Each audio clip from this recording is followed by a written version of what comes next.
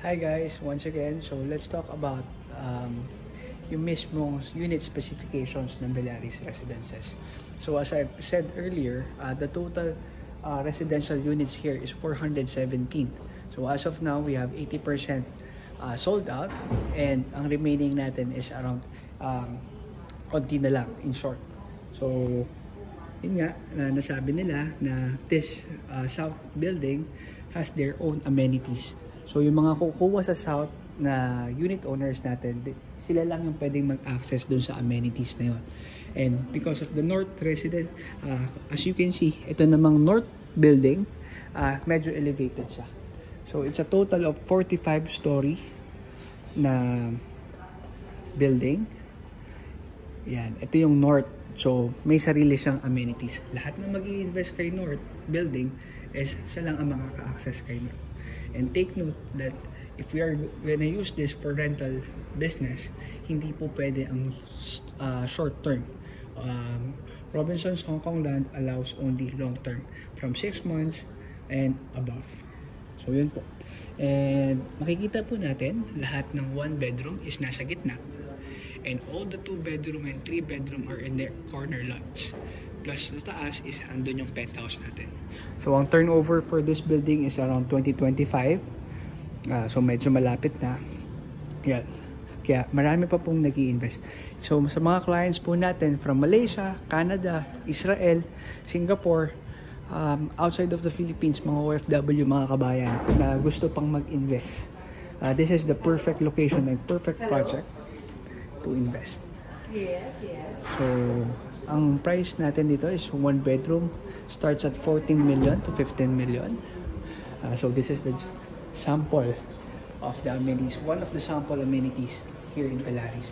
So you have the Japanese onsen. So yan. Ang starts po ng ating we have 5 parkings from podium parking up to 5th floor. Yan. Ano po tayong kasama. So pasok po tayo.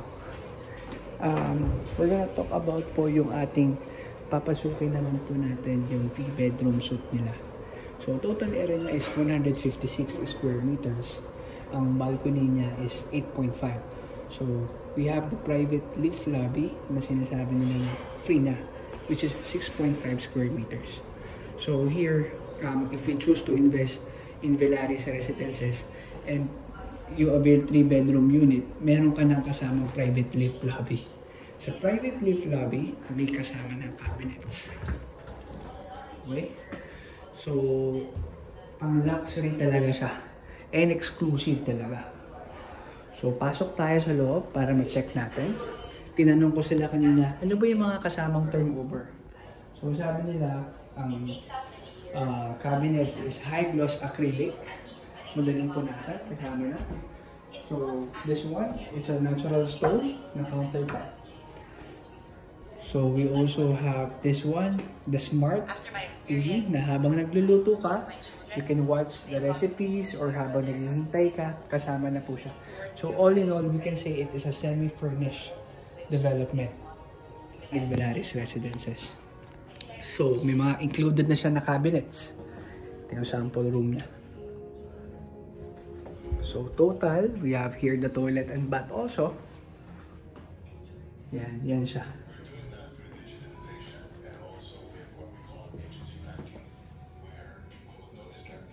Okay. So take note that the 2 bedroom and 3 bedroom are the corner lots, ha. So mas malaking cut talaga siya. Yan. So tinanong ko kanina kung sino yung most na clients natin. So they said most is Chinese, Korean, and may mga Filipinos din na nag-invest dito sa Velaris Residences. So we also have the 1 bedroom premium. It's total of 60 square meters. And we also have the 2 bedroom or the 1 bedroom deluxe. And ito yung kasama kanina na Smart Luxury. Included na to, kasama to sa babayaran natin. And tinanong ko rin yung installation ng aircons. All in all, included na rin. So, yun po.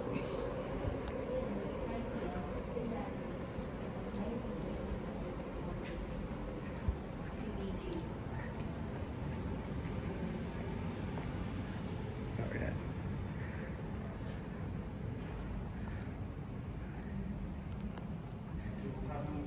So once again, thank you very much for your time, and I hope it's meaningful itong video na to sa inyo.